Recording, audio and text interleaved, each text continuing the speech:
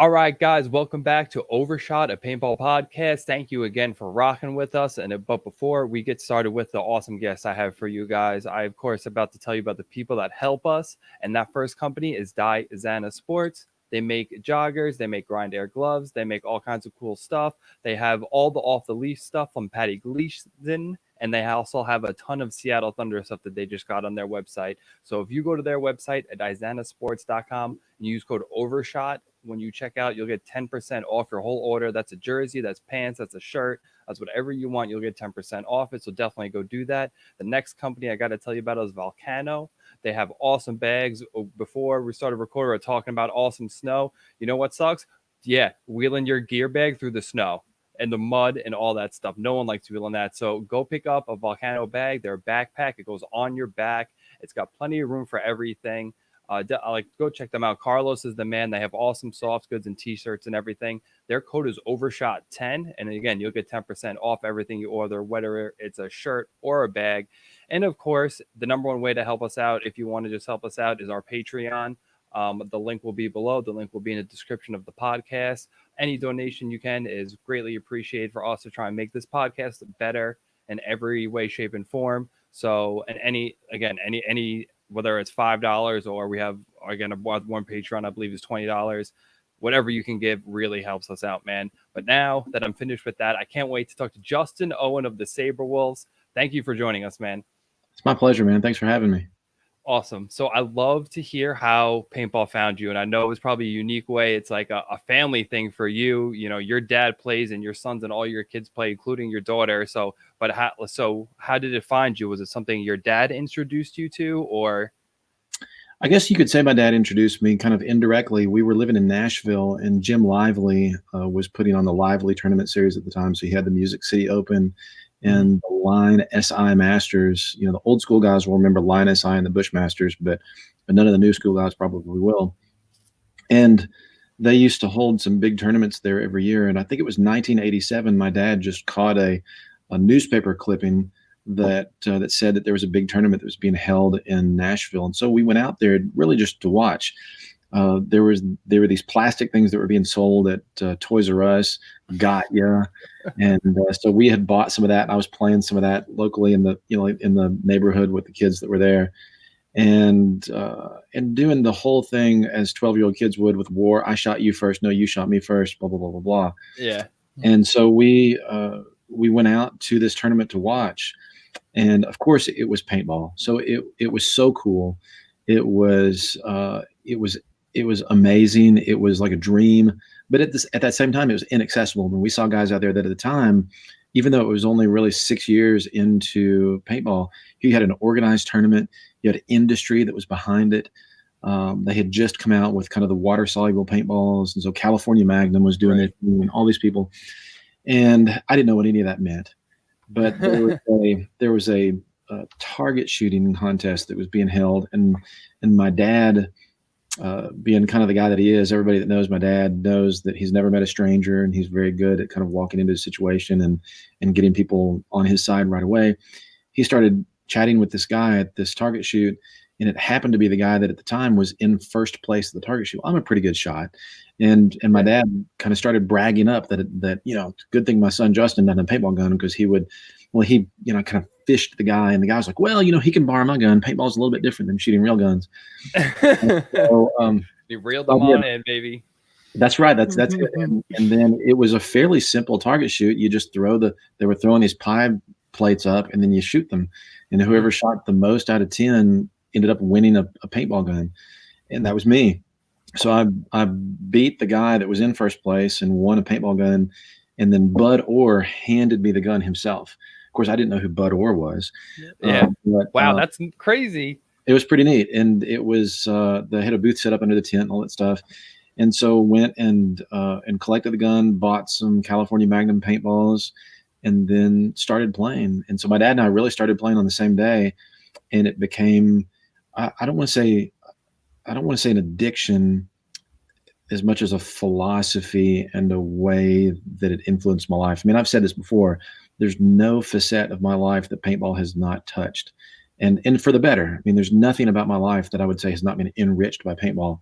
Most importantly, the people. I mean, the part of me that's nostalgic for the way that it was when I was growing up are the people and the relationships that I made. So with this kind of mechanical resurgence where I've been re-meeting people and then meeting new people and kind of bridging this gap between the young and the old and participating in that, for me, it's just all about the people and it's the pure nostalgia of it. So that was the first day that we ever played, and then I got hooked. My best friend, Bill Oshbacher, best man at my wedding, I knew him through Boy Scouts at our local high school, but then he started playing paintball, and that's really cemented our friendship. Of course, my daughter plays in the Saberwolves with me. She earned a spot. She doesn't get it because she's my daughter. No, she's a killer. She's a killer. She's very dangerous, super smart, has the loudest voice on the field. Somehow it just cuts through everything. I don't understand how that works. But it's the people, I think, that are the neat thing about paintball, and that's just been what's so good. As an interesting side bit, my dad's parents were very much against paintball, as a lot of people. It's been interesting to me to see like John Amadea's history of paintball and how there was so much resistance to the game of paintball, the sport of paintball at the time that it was really in its infancy and growing up. And my grandparents on my dad's side were that way. They were vehemently opposed to paintball. They thought it was Rambo training and that they were basically teaching people to be mercenaries and not respect guns and these types of things. And it did exactly the opposite for me. I used to watch Arnold Schwarzenegger and Sylvester Stallone and think that was realistic. And then I went out and paintball and just got shot all to hell. I mean, and it was eye-opening, but also very positively fun. So it taught me so much, and there's nothing about it that I think is not positive. So that's how we got going. And then, yes, our whole family, even my wife plays. She's a killer. I mean, women on average, just taking average, I think women are on average better than men. I mean, your best paintball players in the world tend to be men, but I don't think that's necessarily because they're destined to be better just because they're men. The women that I see play seem to be better at it. I don't know why, just on average. So I'm hoping that more women will get out and play. I love seeing my daughter play. I love seeing people like Tammy Adams play. The women's team, when I watch them play, they're very technical. They're smart. They're fearless. Their body frames are usually small. They make good decisions. I think that it's just one of those sports that paintball gun, it's a great equalizer.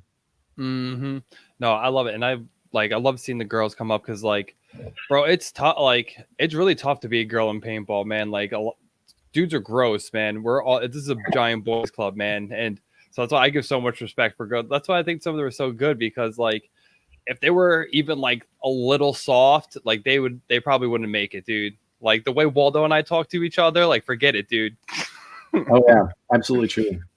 Yeah, the women that play are really very good, and I think that there's this perception that paintball is a man's sport or a boy's game, and not at all. I don't think that's true within paintball, because people that play paintball know better. But I think that from the outside looking in, it's just a bunch of guys that are going around playing Army.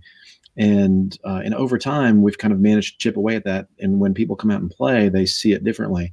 But by and large, when I see groups that come out, like, for example, there's a local field here in Louisiana, Mandeville, Louisiana, Paintball Command. They're very, very centered towards the beginner players, bringing people out, having a good opening experience, first experience, and really catering to that group. So we go out. My dad is just especially good on teaching people and coaching people and the younger players. And when I see these church groups and youth groups that come out, or even work groups from a corporate retreat, the women that play are better. And so, all things considered, if you have a big group, the women are kind of instantaneously closer to the top. I don't know why that is. I think that's fascinating, but I think they're smarter. I don't know. I was about to say, I'm not trying to say it, but I think, like, just with, like, it's just their brain works a little bit different. You know what I mean? Maybe they just put it together a little bit better. You know, that's at least my opinion on it. You know what I mean? There's definitely smart men. There's definitely smart women. There's definitely dumb dudes. There's definitely dumb girls. But I just, overall in general, they're smarter. Like, you know what I mean? They put it together. Maybe. Go ahead. I was gonna say, like a month ago, I was reffing like a walk on, like a private group or whatever. and they want to do Iron Man. Yeah, dude, let's do Iron Man, blah, blah, blah, blah. So I'm like, you know what, whatever, have at, it's the last game. Take all your paint with you, shoot each other until you can't stand it no more. And this one girl kind of stood in the back, didn't shoot all, waited till everyone ran out of paint and just started clapping dudes up. And she was like, I'm here to win. I don't care. I don't care how many welts I leave on you. I came to win the game. Yeah. So that's interesting. That's an interesting thing, because I've seen, like, at the local field, there are oftentimes these kind of macho guys that will get noticed for doing things that are out of left field, and they'll get credit for being kind of crazy, but it's not necessarily the smart move in the game. But when my wife first played, there's a place, I think it was called Bull's Run. It was like an hour away from where I was in my training, my neurosurgery training. And we went out and played at this place, and they had this woods field that was, it was a thicket. Mm-hmm. And she had never played before, and she was just instantly a killer. It was almost kind of scary to watch. She was small, she was athletic, and she was smart, and she made good decisions on the field at the time, even not having been out there yet. So I keep waiting for the female version of who I think is the greatest player ever playing the game, and that's Ryan Greenspan. I keep kind of waiting for that player to show up, the female version of Ryan Greenspan. And I don't want to, for all you women out there watching this, don't be mad at me. I'm not trying to be sexist or any of that type of stuff, but I wait for that person to show up and really knock the whole sport on its heels. I think it's coming at some point. I'm kind of eagerly anticipating that. No, it's coming. There's because a couple of years ago, Walter might know her name, but there was that pro in Europe. She played pro for a little bit. Do you remember her name? Nicola something. They bring her up actually a lot on Marcelo's podcast and stuff like that. So, yeah. But I actually just heard this recently. I think she got, the guys on her team didn't like her or something like that. Some kind of macho man thing, kind of like. She got like ruined out of it or something like that. But I mean, even like, wait, there was drama on a paintball team? I don't believe you, bro.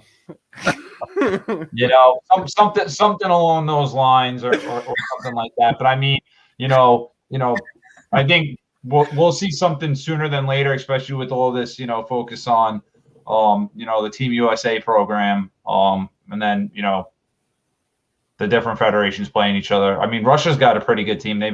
They won the last one, I believe. They've been playing together forever. But I think, Team USA this year is looking strong. I know, Allie from our region, Krista, all these girls. And now since COVID, they're actually going to be able to play together, longer than 1 or 2 practices. So I think, within the next coming year, 2 years, they'll be good. You know what I mean? They'll have 2 years under their belt. So, yeah. Nice. No, there's definitely some good up-and-comers. But so let's get back into your story. So, like, you went to go see this tournament. So, like, what did you kind of do next? Were you kind of just, like, knocking around playing, like, scenarios kind of? No. Like, I've neve been a scenario player. I like a 20-minute game. I like a 10-minute game. I like a conclusion. And I've been to some scenario games, so I don't want to – I mean, it's all paintball. And I agree with something that Maddie Marshall said during one of the ICPL podcasts or broadcasts, which was – it's all paintball. Why would you not play everything? Right. That's good. But all of us have something that we kind of gravitate towards more than something else. And so for me, when I was in high school at the time, we moved to Murfreesboro, Tennessee, and there was a field called Games Unlimited Paintball Supply. And it was in Smyrna, Tennessee. It was this kind of little hole in the wall. And they were kind of in direct competition with Nashville Paintball Sports, which was Jim Lively's field. And of course, I didn't understand the politics at the time or any of those types of things. I just wanted to play. Right. Gene had these fantastic woods fields. They're just brilliant woods fields. And in retrospect, I understand that. But at the time, that was the only thing that I knew. And so I used to go out there every weekend and play. And then as soon as I was old enough to legitimately be offered a job, I worked there. So every weekend I was playing. And we had the Green Berets from Fort Campbell, Kentucky, that would come down and play. And IBM had a headquarters in Nashville, so they would come out and play. And I would watch and I would learn, and everything was paintball. I mean, my whole life was paintball. I loved it so much. And then Gene held a tournament. We formed a team, the Slime Balls. My father and I formed that team. It was right around the dawn of the true semi-automatics. We played some local events. We did pretty well. We used to hop back and forth to Nashville Paintball and play their 2- and 3-man events, which were really, really fun. They had a kind of a unique way of playing. And at the time, the most successful and longest running 5-man paintball circuit in the world was the Mid-South Paintball Association. Very, very different than the MSPA that exists today. It's not the same beast. Mm-hmm. But the MSPA was sort of the pinnacle of 5-man paintball, and the pros and the people that were playing it were almost untouchable to us when we were doing the local circuit. So gradually we started kind of chipping away into that and playing. And then my father and I formed really a very good slime balls team that was making some waves. But my dad has kind of a unique style that he wants to play. He's very calculating. He likes these kind of strange strategies and sometimes very defensive. And and the other guys on the slime balls wanted to be kind of more aggressive and attacking and play a different style. And so the three of them, Jeff Ogborn, who has returned to the slime balls, interestingly enough, he lives down in Florida near Tampa, and then Robin Adcock, who was the captain of the Saberwolves back in the heyday of the Saberwolves, and is the father of 2 of the current Saberwolves, Caleb and Jacob Adcock, and Bill Oshbacher, the aforementioned inimitable Bill Oshbacher. They broke away from the slime balls and formed the Saberwolves. And they didn't think that I would leave my dad, but so they played one event without me. So I'm actually not an original Saberwolf. But they took second place in that MSPA, which was really something of a coup at the time. And then the next one was with me, and then I've been a Saberwolf ever since. And so the neat thing about it for me was the opportunity to play this fantastic game with people that I loved. And the games were fun, but it meant so much more. I've had the opportunity, I've been very fortunate throughout my, I don't want to say paintball career, but my experiences in life as a paintball player, to play with some just truly phenomenally great people. I had the opportunity to guest with Strange one year at the World Cup. Paul Alders and Mike Carthy and those guys were just phenomenal. I learned so much. They're very gracious and extremely good tacticians, and I learned a lot. I went overseas and played a tournament with Pete Robo Robinson with his team that was over there. Hell yeah. Got just the snot beat out of us by Dynasty with these IR3s that somehow would not stop shooting. But everything was just an experience. It was fun. These people were great. It was neat to be on the field. Yeah. But the thing that always kind of brought me back to it was the time in the tent, the time in the pit area. When we were going out after a day of play and eating dinner and reminiscing, that was the stuff that pulled at my heartstrings. That was the stuff that I loved. It was the experience with people that I loved. And so for me, that was great all the way up until about 2003 when X-Ball took off. And again, I'm not trying to down X-Ball. It was just not for me. The people that love it, that do great at it. I mean, I got some wolves that play X-Ball and they really do enjoy it. But it's different than the mechanical resurgence. It's different than classic paintball. And I don't think it's necessarily as different on the field as it is off the field. And for me, that's the thing that was so wonderful about the return of what we're doing now. So that was it. I mean, we had the Saberwolves, which was kind of the slime balls, which was kind of a family thing. And then the Saberwolves, which became a family thing, but not necessarily blood. And then when the resurgence started, I think, and John Dresser said this, and I think he's right. I think we're the first dedicated 10-man team of the classic resurgence. We had a full and established 10-man team before anybody else, and that's kind of neat because we stick with it, you know, and it's those experiences are what makes it great. Even after everything is all said and done, even after we've eventually at some point hung up our cleats and we're not playing tournament ball anymore, we're still going to get together. We're still going to hang out. We're still going to have these experiences. I mean, you got a long time though, dude. You got to catch up to your father though. Yeah. So my dad is 78, and he's saying, dude, you got a while, dude. You got a while till Saberwolves. I mean, I'm not could just take over. I don't think it's going anywhere, honestly, now. It's not going anywhere. It's so much fun. I mean, look at some of the guys on my team. Some of the younger Wolves had been playing nothing but X-Ball for 10 years. They played the Southern Open at Lane Wright's Field, the 2017 Southern Open. And we took a very begrudging took fourth. And that was a couple of my guys' very first time ever playing in the woods. When we went around to the 2018 ICC, where we really had a stellar event, and the only game that we lost the entire tournament was the game that we lost in the elimination rounds to Infamous. But we were just storming through that tournament, and we're the only undefeated team in the prelims and doing fantastic. I mean, I was going out on the field with a couple of my guys. I mean, Aaron Rios is the fastest trigger finger on the mechanical that you'll ever see. I mean, he's unbelievable. And he was like, Justin, I don't know how to play trees. And I was like, Rios, it's an airball bunker. It just doesn't, you can't really press into it. You got to think about triangulation. It's like a can, but like, you know. Yeah. So it's different, but it's all paintball. And those guys, I mean, what we've been trying to say for years, what I used to say even before the resurgence was that this split of tournament paintball for recreational play was not good for the sport.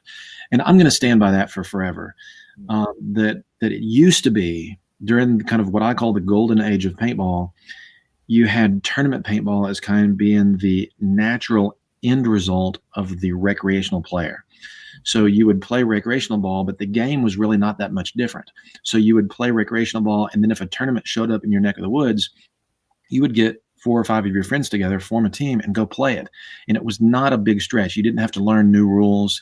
You didn't have to have different ways of doing things. It was so when the powers that be tried to, in futility, in my opinion, push the televised formats and trying to package something, what they did is they separated what was promoting the growth of paintball, tournament paintball in the first place, which is the player desire. And so then now, I mean, for years before the resurgence happened, I would go out and play recreational paintball with my kids at Paintball Command. And there would be a group of tournament players that would be playing the X-ball field all day long. And they're over there just doing reps on the X-ball field. And we're over here doing the recreational thing and playing scenario games and having fun and playing 20-minute games. And I just thought it was not the right thing for the continued growth of paintball. For if a player looked at that and said, well, I want to play competition paintball, you've got to leave the woods and then probably buy a new gun. Go buy a new gun, learn all these new rules, and then not understand strategy somewhere else. I mean, it's all paintball. You should play it all. Again, I don't have anything against the X-ball, but I just never liked that separation. Right. And so that's my opinion. So that's why I personally think that the classic resurgence is going to continue to grow, because it includes everybody. Anybody can play. I mean, my father, 78, is running around on the fucking Tampa fields, going crazy, playing, yelling, screaming, inspiring people. I mean, people are coming over to me like, dude, is that your dad? Like running up the hyperball field, trying to mug somebody when they're down 4 bodies on the hyperball field. He's how old is he? 212? I'm like, yeah. My dad. So that's classic paintball. I mean, it's to me, it's the purest form of competition paintball, and I love it. So, dude, your dad's the best. I was online at ICPL in Florida the one time, and like he was like schmoozing it up with like the checkout lady or whatever like that, and I was just dying. So I'm like, this poor girl's probably heard every like young man's little pickup line trying to get here, and then your dad just comes in and drops like, I forget exactly what he said, but it was a hell of like an old school one-liner, and I just started dying. Yeah, he somehow he gets away with it. I mean, my mom has taken many trips with him where she's had to kind of cover her face in amusement. She doesn't get embarrassed. I mean, nobody gets embarrassed by my dad, but he does these things and he doesn't get embarrassed. And so when you don't get embarrassed, you have a lot of free reign to do stuff. I mean, if you don't care what anybody else thinks, the world is your oyster.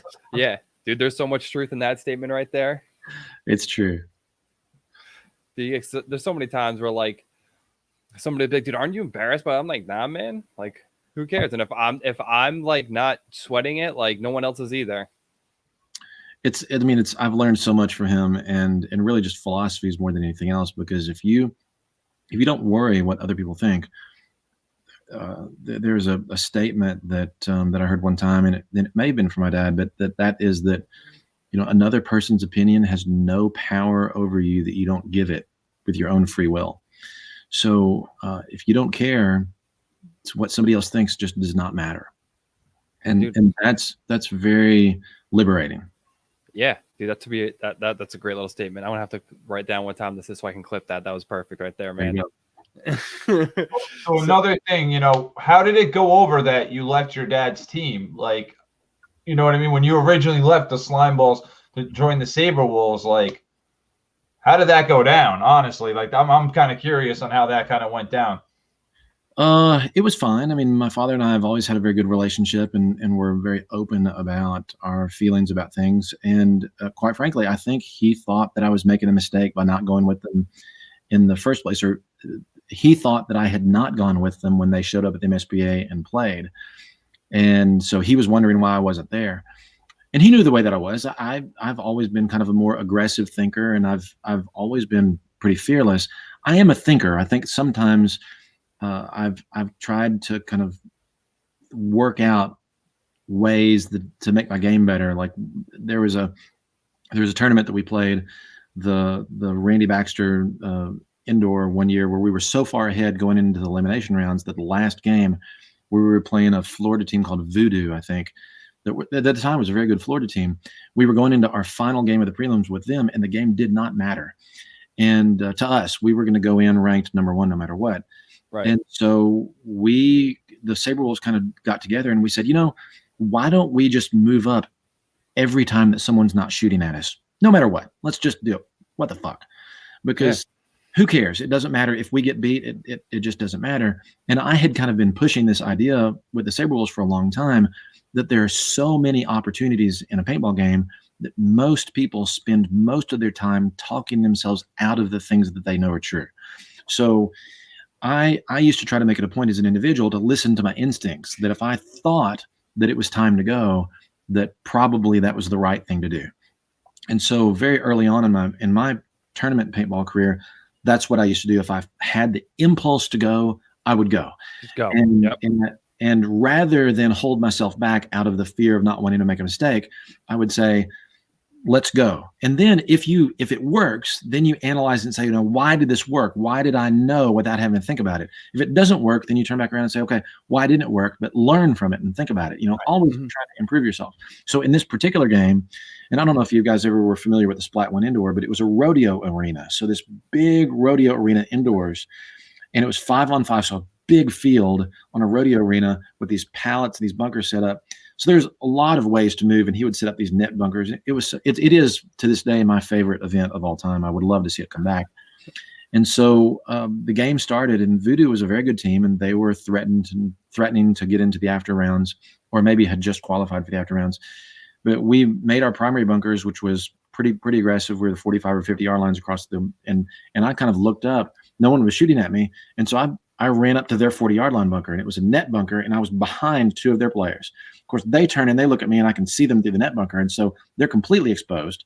They don't know what to do, so they turn and they're kind of panicky, like, what the hell? And they're too far away for me to do anything.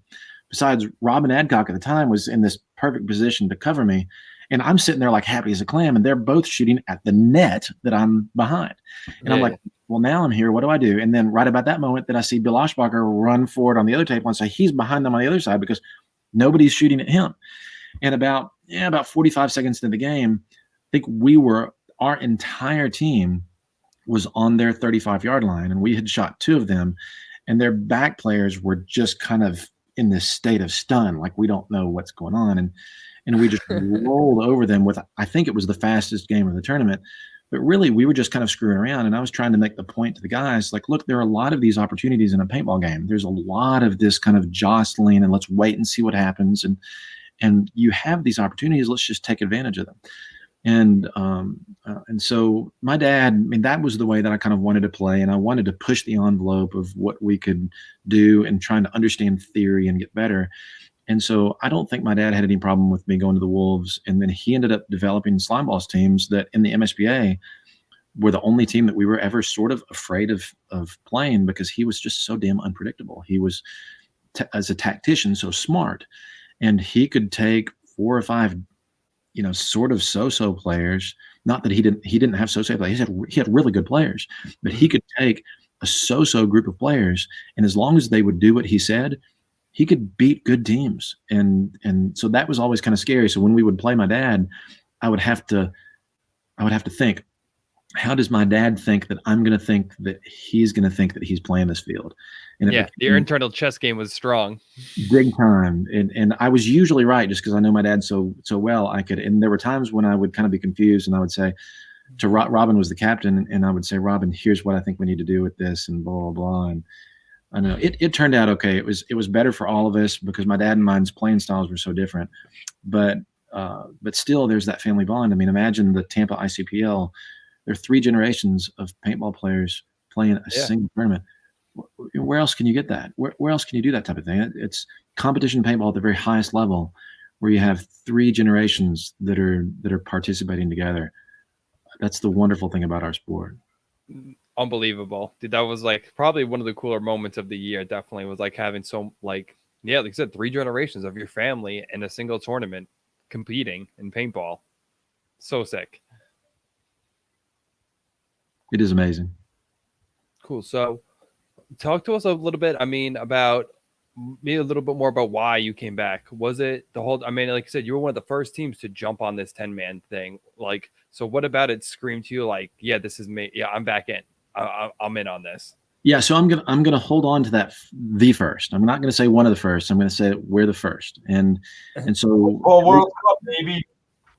Okay, so yes, that's exactly right. And I'm gonna give. So in my mind, if you look at the mechanical resurgence, there are 3 players, and so Tim Montresor, God bless his soul, God rest his soul. Mm-hmm. He gets the lion's share of the credit, and I think that's deserved because he had the vision to bridge the electronic guns and the ramping and the people that were playing that with the classic and the mechanical format. But before Tim had his vision with the ICC, there were 2 others. There's Jerry Braun that ran the Woodsboro World Cup in the summer of 2016. And that, in my opinion, that was the seed for the mechanical resurgence. Tim was there with the All-Americans. We were there as the Saberwolves. And so what happened was, I think it was November of 2015, Jerry Braun posted something to his Facebook feed about, we're going to hold a Woodsboro World Cup, old school paintball, guns limited 10.2 balls per second. And so I called Jerry that night. The post went up like 10:05 my time. And I never expected, he said, call if you're interested. I never expected to call somebody's residence at 11 o'clock Eastern Seaboard time. But I called, and a lady answered, and I was like, I'm so sorry. I'm trying to reach Paintball Sports. And she said, oh, that's Jerry. Hold on just a minute. So then Jerry gets on the phone. I haven't talked to Jerry in probably 10 or 15 years. Of course, I used to write for him when I was in college and stuff like that. I wrote articles for all the major paintball magazines. So I knew Jerry very well, both with Ground Zero and this kinds of things. So we immediately start chatting up, and I'm like, Jerry, I can't believe you're doing this. This is great. I want in. We're there. Saberwolves. We're going to be there. He's like, that's incredible. You guys are still together. I was like, no.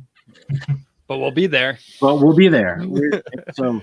So I got on the horn. I mean, the wonders of social media. I was still keeping in touch with a lot of the people that I knew from back in the day. Mm-hmm. And I started getting in touch with people and being like, look, this is going to happen. Let's put together a Saberwolves team and let's go have some fun. And so we did. And it was so much fun. It was, and then that core group never stopped. And so then the next thing, so there was that, but at the time that had been a one of. So where I would say that we were the first, we were an established team at that moment, and we never broke up. We said, we're going to stay together. We formed a Facebook chat where we were talking to each other. We're like, we're waiting for the next thing because it's going to happen. I was like, there's no chance this is not going to snowball and start happening. And so then the next thing was Spencer and the guys from Fight Club. Hold up. You guys came to this event and I don't think dropped a game or anything and had to catch your flights and left. Okay, so I was there. When I heard this, it blew my mind, and I understood later. And I heard you guys talk about this before, but it blew my mind because the other thing too is the team that ends up winning is Bad Company, right? Tom Cole, Bad Company, whatever. If the Saberwolves didn't go and catch their flights, Bad Company wouldn't have made it out of the prelims. That's correct. So if you talk to Tom, of course, I love Tom, and I chat with him from time to time. And so Tom Cole with Bad Company, for those of y'all that don't know, but I imagine everybody watching your podcast knows. Yeah. So Tom says that he was so glad that we left because the last 2 games of the prelims, we played Bad Company, and the way that tournament was, you played every team from both sides of the field. So we didn't smoke through the prelims. We lost to the All-Americans, and I think if we had stayed for the finals, I think we would have won the event, because by the time we got to the end of the prelims, we were really finding our chemistry. We were figuring out who was working well with what. We were communicating well, because when we went on the field, I mean, we didn't have codes. We were kind of like, let's sort of do this. What do you think? And let's talk about this and that. And so we were totally improvising on the field, and working and yelling at each other and doing what we were doing. By the time that the last 2 games of the prelims went on, those last 2 games were against Bad Company, and we smoked them, dude. Killed them. And we did it from one side of the field, and then we turned around and did it from the other. And Tom was like, I don't know what happened, because other than us, they really rolled through the tournament very handily. They were winning games, and they legitimately deserved to win that event. But we, by the time that the prelims ended after 12 games, we had such command of that field, and we understood each other, and we were just firing on all cylinders. And I don't think anybody could have beaten us there. But the format had changed. If you remember, the idea behind the format had changed in order to allow for 12 prelim games rather than 8, and then have everybody play everybody. So the problem was, we had already our whole team had flights that we had to make in New York. And so when they changed the format the day that the tournament started, and then we all kind of sat around that night and we said, we're going to make the finals. What do we do? And we all kind of agreed, look, we had a great time. That's what we wanted to do. This was nostalgia for us. We're going to get back together. And if we leave on a high note. I mean, this is not, we're not leaving upset that we didn't win while also missing flights. And this is not what we're about. So we, as a team, made an agreement that we were going to go ahead and pack up and leave. And so I got to tell you, Tom was turning backflips when it's like, we're gonna head on, we're gonna go. And so yeah, we left after the prelims, but we were absolutely on fire. And that event was, in my opinion, that event is the resurgence of the mechanical format. And that was the one. I think that's where Tim got the idea. I think that's where because again, Tim was there. So I think in his mind, the gears started turning, because Tim was brilliant. He was very good at promoting these things. He understood the ways that people are attached to something. So I think he saw that potential. He saw what was so attractive to us. He saw what brought us back. And then when Spencer held his Fight Club event, which was such a resounding success and everybody loved it, then from there on out, Tim used that. That was the kindling that gave rise to his vision for the ICC. We participated in the first ICC. We were there, and then from there on out, I think everybody, ourselves included, became much more serious. Before that, it was just kind of like pickup stuff. But at least going into that Woods Ball World Cup, and then from that tournament on, we have been a dedicated 10-man team. Even when there was no 10-man events, we said, we're going to stay with this, and we believe that it will eventually come back. So sometimes I love being proven right. I don't mind. You don't mind it, right? It's nice every once in a while, huh? I'll take it. So I want to know, so how did some of the new guys find their way into the fold? Like Elliot, Rio, some of these guys. So Gant McClellan, who's really a phenomenally gifted paintball player down in Atlanta, he was one of the he had been playing for Team Extreme back in the days of the old MSPA, and we knew him very well, and I'd kept up in touch with him. And then he was one of the original Saberwolves for the new resurgence. Mm-hmm. He, down in Atlanta, knew Elliot and Rios, and we needed some extra guys for Lane Wright's event, and so he recruited those guys. And Rios and Elliot have both told me that it was so much fun when we played that event. They're like, I never imagined that it was this much fun. It's so much fun. And so they were guys that were just doing nothing but X-ball. I mean, that was the only competition paintball that was available to them. Mm-hmm. And so Gant recruited them, and they came on the Saberwolves, and really over time, I've kind of joked that our jersey is the rarest jersey in paintball. It's the hardest to get. We don't seek names. We don't hold tryouts. I'm really not interested in great players. There are lots of great players. There's a lot of talent. I'm interested in chemistry. I'm kind of constantly searching for somebody that adds something to the mix, gives us that bubbly, not necessarily on the field, but off the field. Because if you're willing to work your ass off because you want to be the best, imagine how much harder you're going to work if you love the people that you're there with. You're unselfish, you're team oriented, you know that somebody's got your back and that you're going to get their back. And so for me, the Saberwolves has always been much more of a family.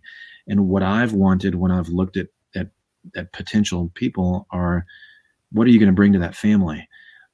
If we're hanging out at the house at the Woods at the World Cup, which we rent a house and do that thing, that again, those are the experiences that we're going to take. We may or may not have a great event, but if we have a great time together and we're enjoying each other's company and the experiences of family, then win or lose, it's going to be a success.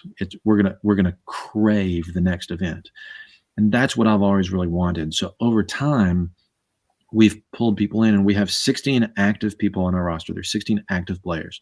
The newest is Christian Collins, who, so he's on a couple of days ago or whatever, a couple of weeks. Time's kind of melting.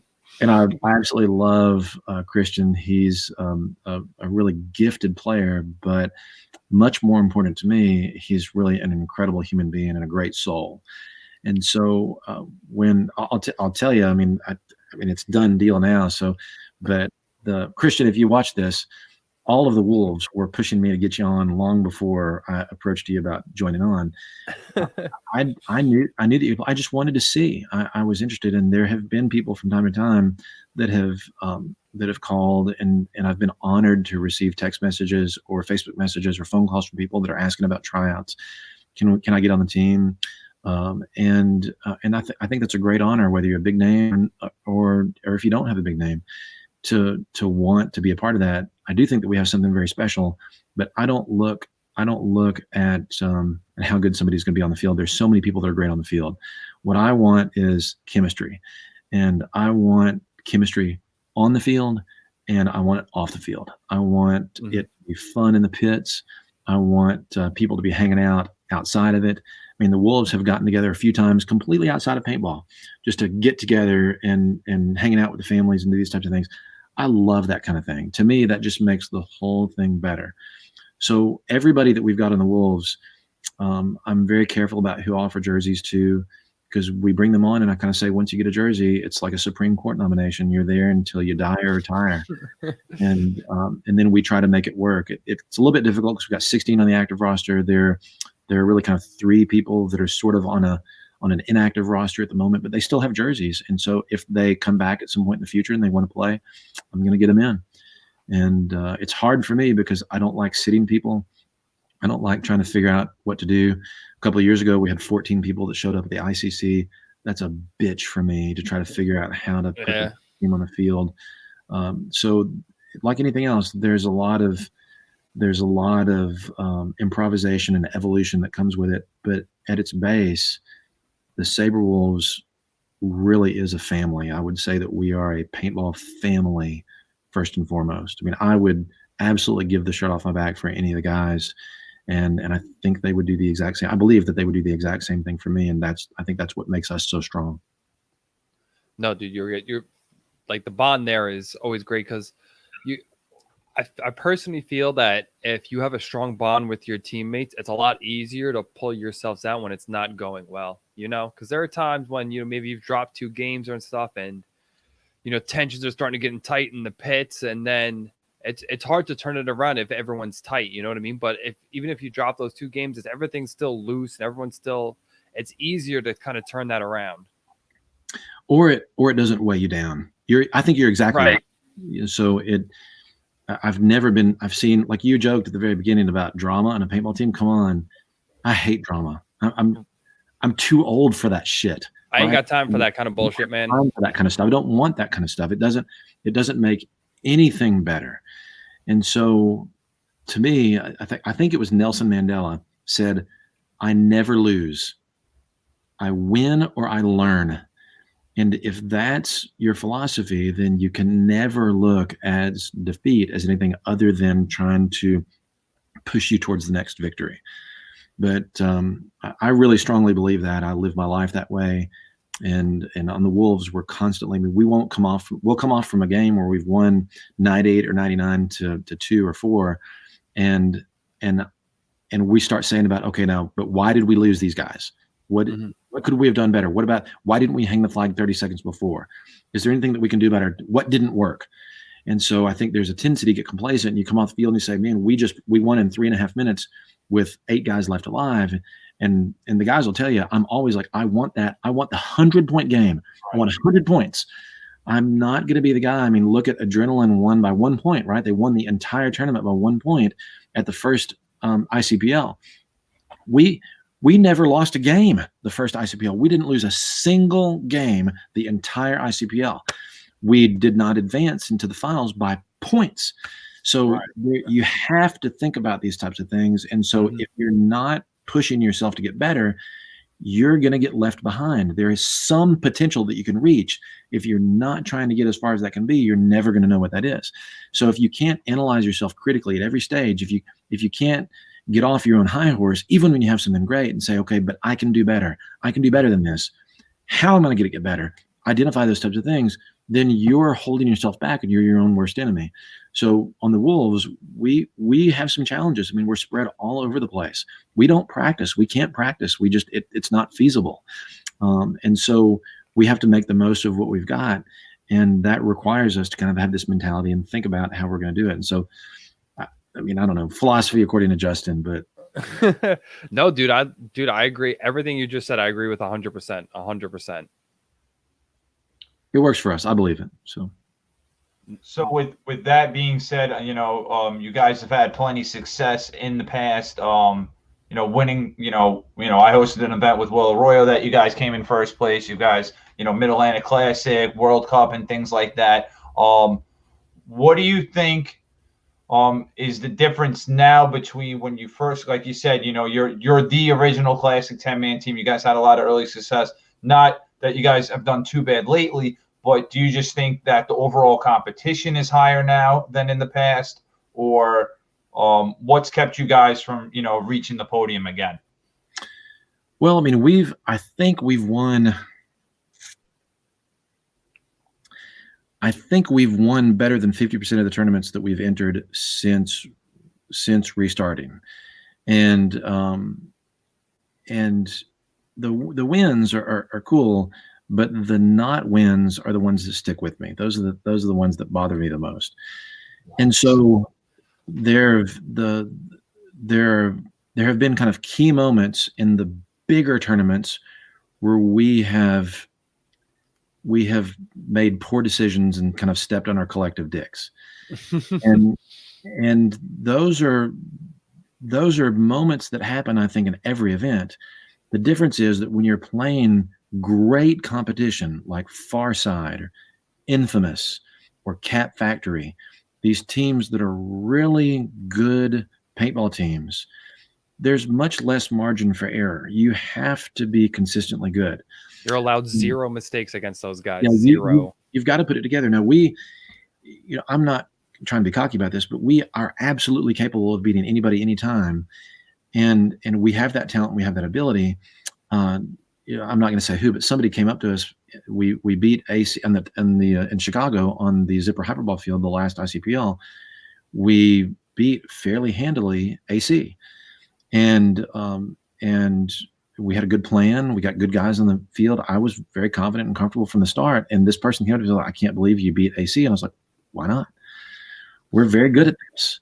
Yeah. The difference is that if you make little mistakes, the consistency is the thing that comes in. So you can't make those mistakes. You don't have the leeway. So if you go to an event where there are one or two good teams, and you make a mistake against a lesser team because there are only 3 or 4 teams that realistically have a shot at winning, there's a lot more give. There's a lot more slack.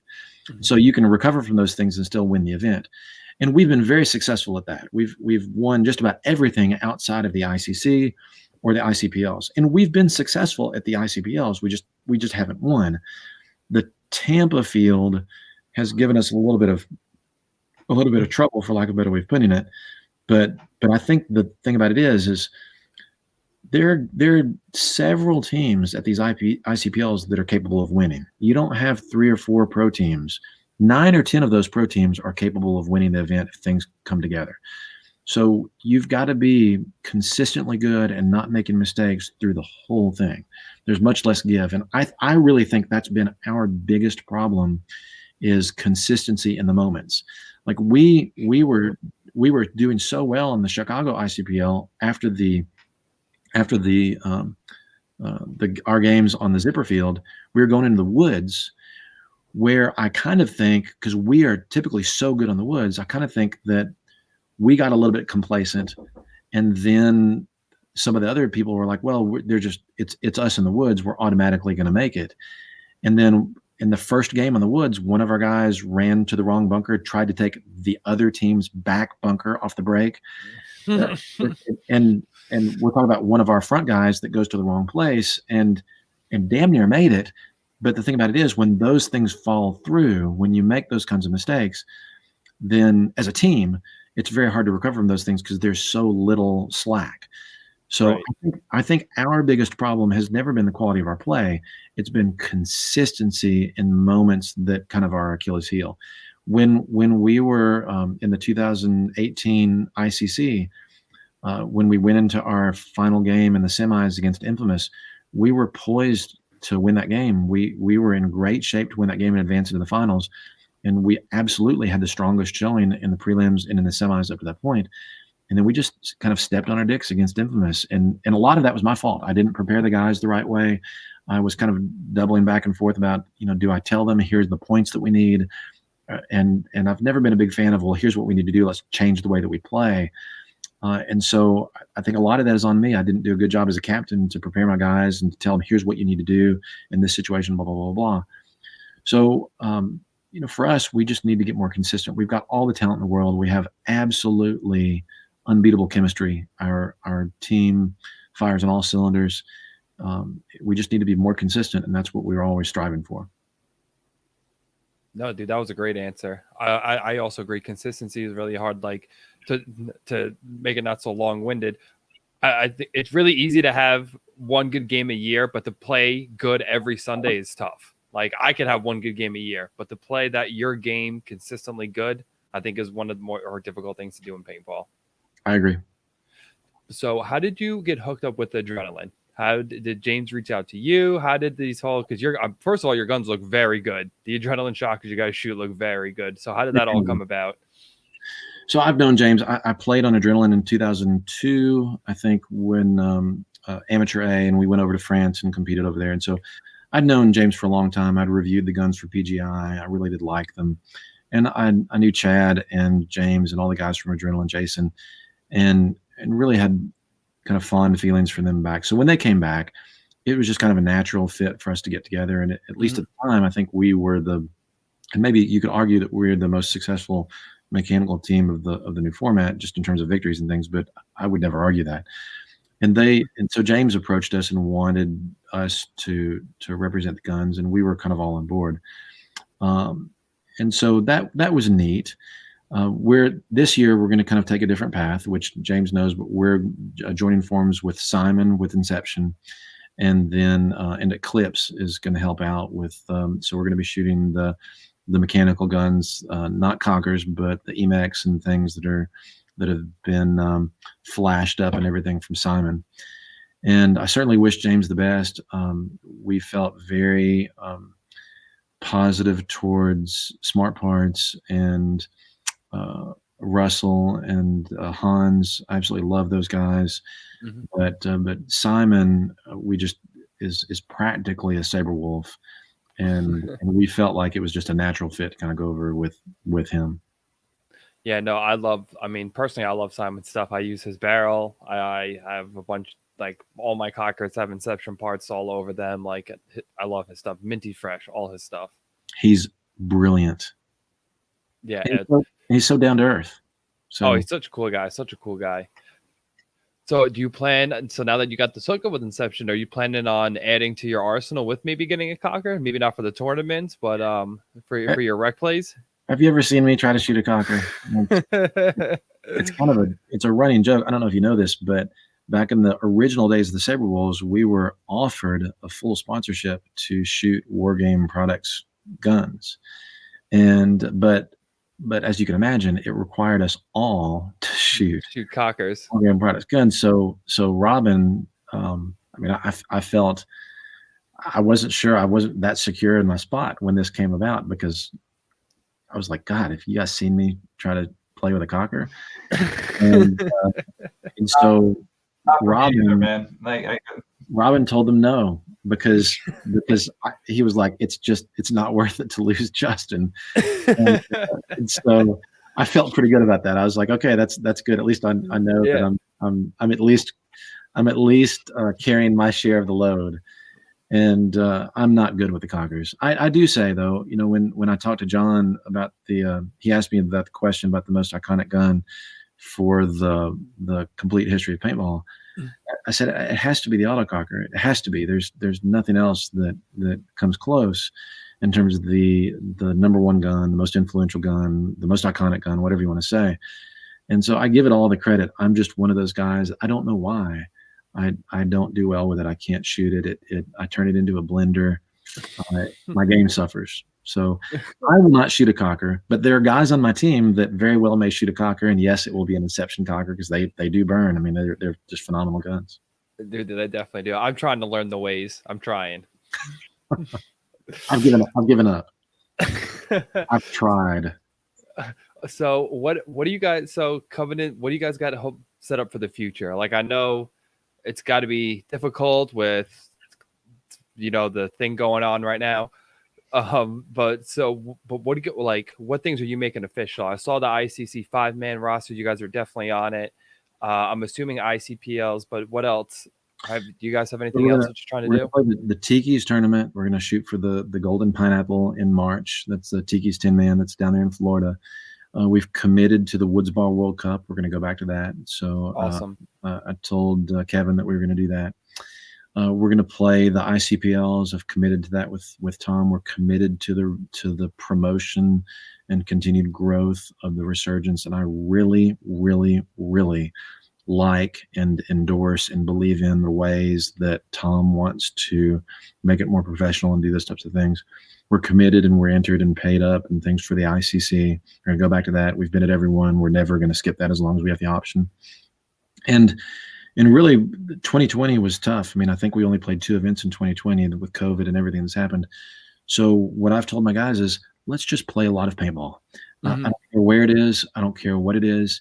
Find something and let's do it. And so there's some discussions about some other events here and there that we're trying to do. We've got enough players on the roster to where I think we should be able to do stuff, but whether it's 5-man or 7-man or 3-man or 10-man, I've just told the guys, let's find events and let's get together and play paintball and have fun and put 2020 behind us and get back out to doing what we love to do. Hell yeah. Awesome. So you already broke, because I didn't know you guys were switching to PE. So do you have any other sponsor breaking news you want to let us know about? You guys are going to be switching over to? We're not really switching. We're going to take a different path with sponsorship this year and kind of back off on the sponsorship thing. The first couple of years that the Wolves were going, we were pretty much sponsorless, and there's a lot of freedom that went with that. And so we've had a great slate of sponsors for the last couple of years, and they've been very much appreciated. They've been huge parts of our success. But this year, other than Inception and the Clips, the guys they're going to help out through there. And then I support and really believe in Insane Paintball, which is in Chattanooga. We consider that a home field. One of the Saberwolves, Jared Powell, that's his field. It's a phenomenal field. They have the best hyperball field you'll ever see. It's unbelievable. Is he hosting the classic event then? What's that? Is he going to host the classic event then? This weekend, they're doing a 10-man classic open practice. So get on down there and play if you're in the neighborhood. And I mean, several of the Wolves are going down there and just pick up and play some 10-man paintball and have some fun. He may do that at some point. I mean, he's got a very healthy recreation. So I think for field owners, this is one of the challenges, is how to balance your recreational paintball versus your tournament paintball and shutting it down. And I do think it is incumbent upon us as tournament players, when we go to fields, like Rico held his event, and he's having a tournament at the same time he's got recreational, because that's bread and butter. That's how you put food on the table. You got to do that type of thing. At the same time, you're trying to promote the competition aspect of the sport. It's incumbent upon us as tournament players to not be selfish and think about promoting the sport, putting forth a good appearance, not alienating people that are coming out to watch, not being dicks on the paintball. Because I'll tell you, if I had shown up in 1987 at the Lively and seen a bunch of just assholes playing, there's no telling I might not have played. I mean, I can't imagine my life had I not played paintball. But I don't know what would have happened if we'd have gone out there and seen a bunch of macho fucking pricks that could not get over themselves and just not being the kind of people that we want to be. That's exactly the opposite of what we experienced. Everyone was warm and inviting, and we need to be that way so that we continue to grow the sport and promote it positively, especially at these fields that are hosting events, classic paintball, these types of things. I think that's just very important. So, may do that at some point, but for the most part, we're going to kind of take a step back this year from sponsorship per se, and get back to our roots. We're going to sponsor ourselves and be free from any chains or binds. Not that it's been that way, but just play paintball. No, dude, I hear you. I'm on your same train, because I'm at the point now where I've been lucky enough to be sponsored by so many different companies, and I have so many different things and I want to be able to use a lot of this stuff. Like, I use the control loader a lot of the time, and nothing against Bunker King. I love them, but guess what? If I want to bust out my R2, I want to be able to. I don't want to be like, oh man, you know what? I can't, because if I get a picture and then I'm going to have control loader is garbage. I'm saying it. I have no affiliation with Bunker Kings or anybody or any loader. Hey, this is not a product review, buddy. Throwing it out there. So a lot of the younger players that are coming out. I mean, I've been playing paintball now almost 34 years. And the majority of that has been in some degree competition. I used to write paintballs, international magazines, stuff. So I've been around. The majority of paintball sponsorship is really just kind of discounted sales. And so it's not, a lot of these kids will form a paintball team and then talk about getting sponsored, and then they're kind of pigeonholed into having to use a company's product that may not be the best thing for them, or it may kind of limit them, but really all they're doing is paying a discounted price. I've never been a big fan of that. I'm not everybody deserves a sponsorship, a true sponsorship. Not everybody's good enough to be able to get stuff for free. And so I think you have to be realistic about this type of thing. But the majority of what most people consider sponsorship in paintball is really not true sponsorship. It's really just kind of manufactured discounts. Yeah. No. Bulk buy deals. You know what I mean? That's really what it is. You know what I mean? You pay for retail for 100 different things, and you get a free hat or a pair of pants. Yeah, it's not worth it. It's not worth it, dude. Whatever program it is to, and I think half these kids don't do the math on it. That's like my big thing. Like, they'll come up and they're like, yo, we want to get so-and-so package so we can get $5 off a case. I'm like, but dude, you're spending $2,000 to save $5 times how many cases of paint you're talking? 30. That's $150. You're spending $1,000 something on stuff you don't need. Save $150. It doesn't make any sense. Yeah, I'm with you. I could not agree more. So, Justin, again, thank you for being so generous with your time, dude. We really appreciate you coming on. So, any closing words for our guest, man? I mean, you dropped so many words of wisdom, man. I couldn't even think I could ask you to do more. And then I'll let Waldo go if he's got any more questions. I got one thing. So, did you watch the Master Blasters ICPL? Oh, good question. Fox Nation, whatever show. What was it called? America's Secret Pass. You watch that? Thing? No. And listen, no disrespect to Kevin. Kevin knows I absolutely love him. I enjoy running into Kevin at the events. Always give him a big hug. He's got the heart of a lion. He really believes in promoting these things. I think it's great what he's been able to do as far as promoting that. Um, I've not watched it. I don't mean that as any disrespect to him. All you people that want to go watch it, by all means do. I myself, I think paintball is a player sport. I'm kind of not entertained by watching it. I'm entertained by living it. And sometimes I'll see videos that the Saberwolves have been in.